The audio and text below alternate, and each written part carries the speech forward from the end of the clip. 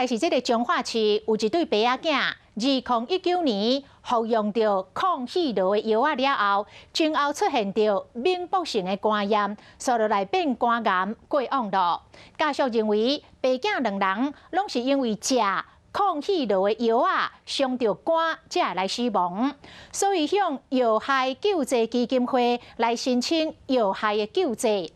结果，这个爸爸是得到85万的救济金，但是后生房认定是肝癌来过身，甲食气流的药无关系，所以无得到救济。家属是不服，已经提出着诉愿，希望会当讨回公道。林小姐提病院的诊断书指控，讲家己厝里的人因为食抗气流药出现免爆性肝炎，嘛得到肝癌过身。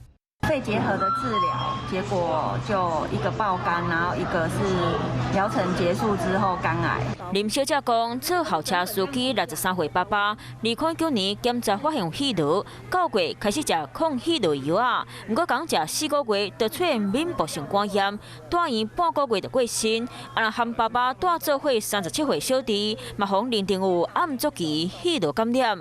2019年10月嘛开始食药不过过当年7月发现肝硬化，肝骨14公分的肿瘤，伊一年嘛伫咧2021年过身。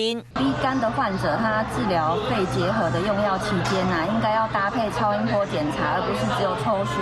那发现的时候都已经肝癌末期了。肺结核它的药这么伤肝我们的政府是不是要考虑更换更好的药物？林小姐申请药害救济，其中爸爸摕到85万的救济金，不过弟弟方认定死因和肝癌有关系，甲食药无关系，所以无摕到救济金。我觉得很扯因为他就是吃了9个月之后，就发现他的肝脏的肿瘤有14公分。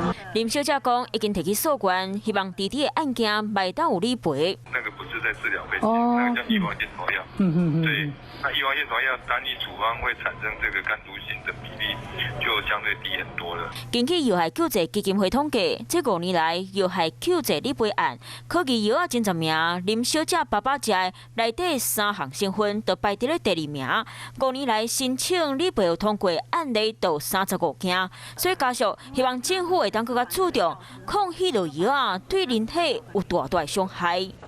Hello， 大家好，我是乃瑜，要教给大家2个任务。第一个，华视新闻的脸书专页，你按赞了吗？还有华视新闻的 YouTube 频道，赶紧订阅起来，还要记得按赞，开启小铃铛哦。